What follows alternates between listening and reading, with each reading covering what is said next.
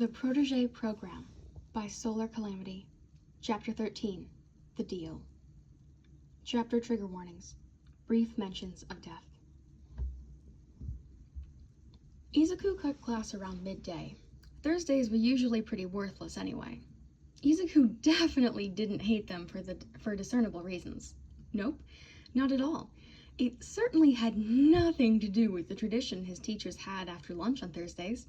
That was totally, absolutely irrelevant. Regardless, he had to meet someone today. He'd offered that man from yesterday a side gig, and Izuku had every intention of following through on his offer. It hadn't taken him long to draft up a suitable contract.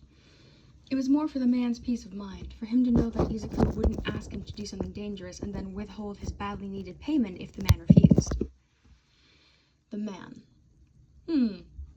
Izuku probably should have gotten his name before offering him a job, but oh well. He had put an addendum into the contract that it could be canceled at any time if either party found out something about the other's morals or history that they hated, so if this guy was secretly horrible, Izuku had an out. It didn't take long to spot the man, who was dressed as well as he could probably afford to be. He was waiting by the edge of the trash beach, near a small section Izuku had cleared out a few days ago, where he kept his more valuable scrap materials. The man straightened and cleared his throat as Izuku approached. "Good morning. My name is Tanaka Ryunosuke. It is a pleasure to officially meet you."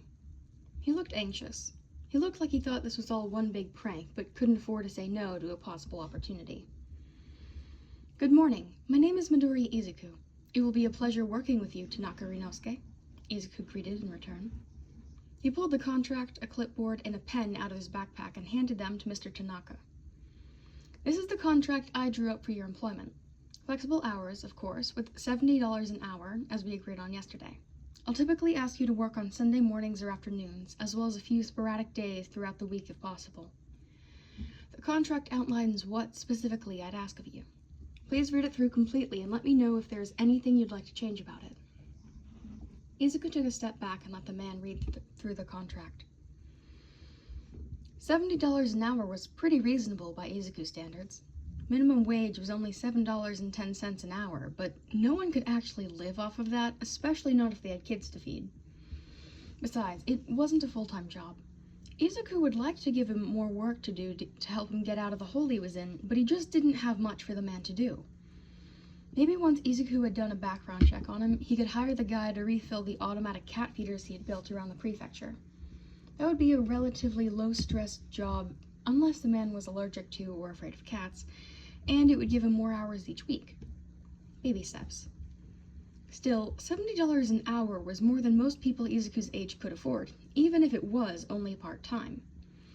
If Izuku were a normal teenager with normal hobbies, he probably would only have the allowance his mother gave him, which was absolutely nothing.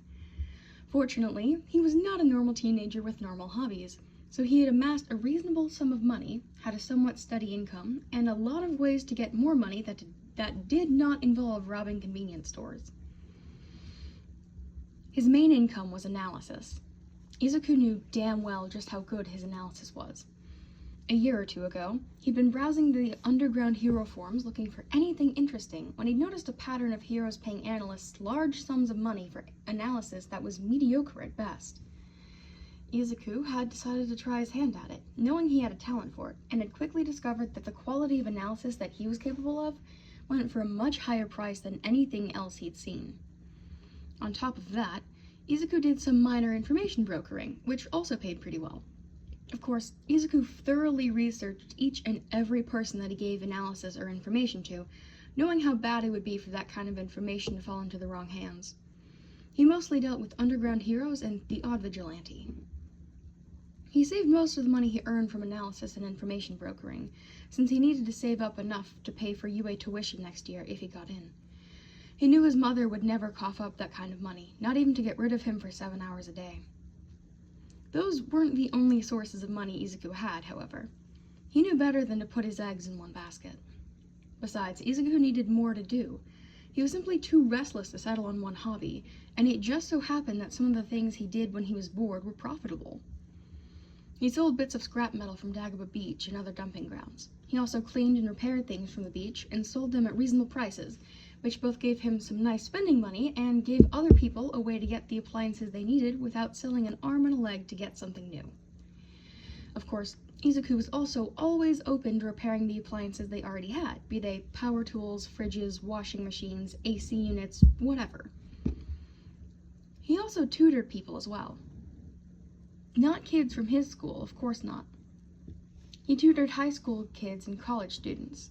He tutored a couple people last year that were now UA second and third years. He spent every moment at Aldera he could get away with learning things far past the curriculum, so he often didn't have to learn anything new for his tutoring gigs. He hadn't had anyone approach him for help in a while, not since the entrance exams rolled around for this year, but Izuku was sure it wouldn't be long. It wouldn't be the start of the year for much longer. Soon, teachers would give projects and harder work and tests, and his clients would come back to Izuku for assistance. He never helped them cheat, though, no matter how much they offered. He also documented each and every study session to prevent any of them from threatening to spread rumors that he had cheated, and to ensure he was properly paid for everything. He did laptop and computer repair, ensuring people's devices lasted long after their planned obsolescence dates.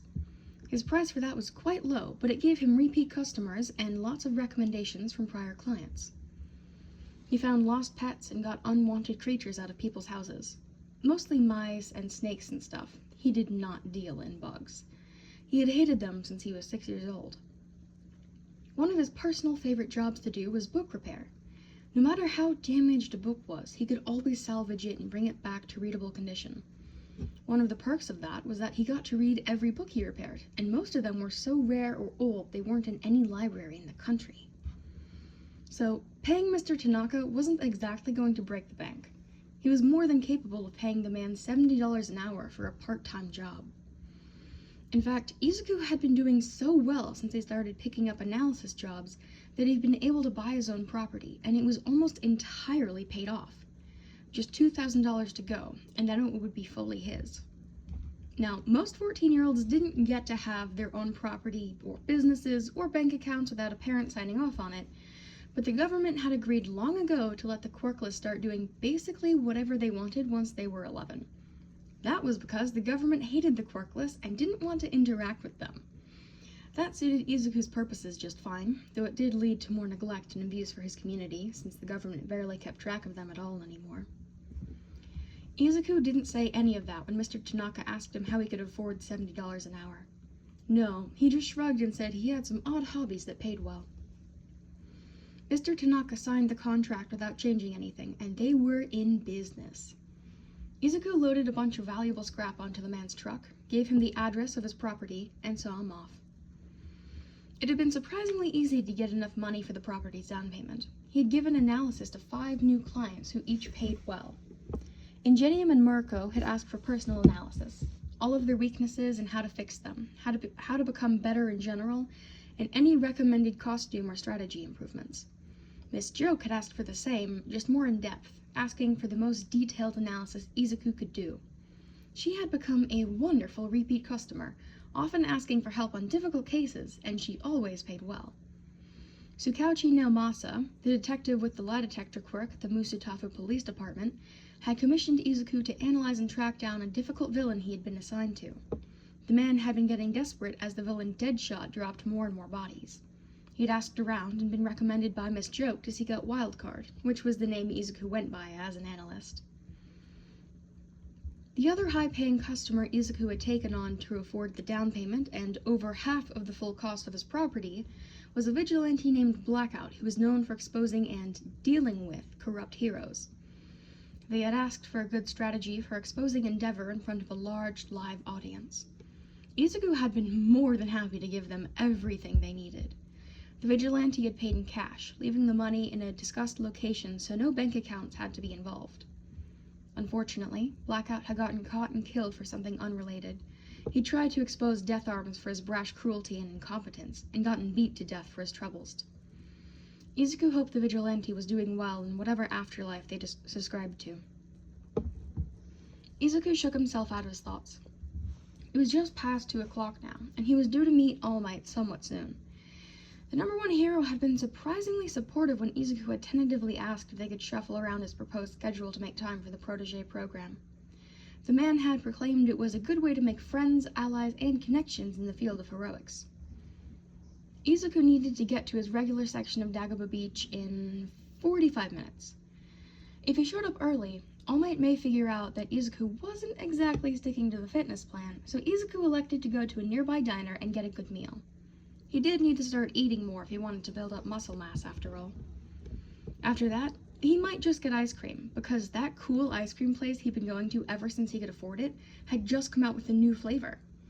Rationally, he knew that their new flavor, dirty bacon that's fallen onto the floor and then been dragged across, would not taste good, but morbid curiosity was eating him alive.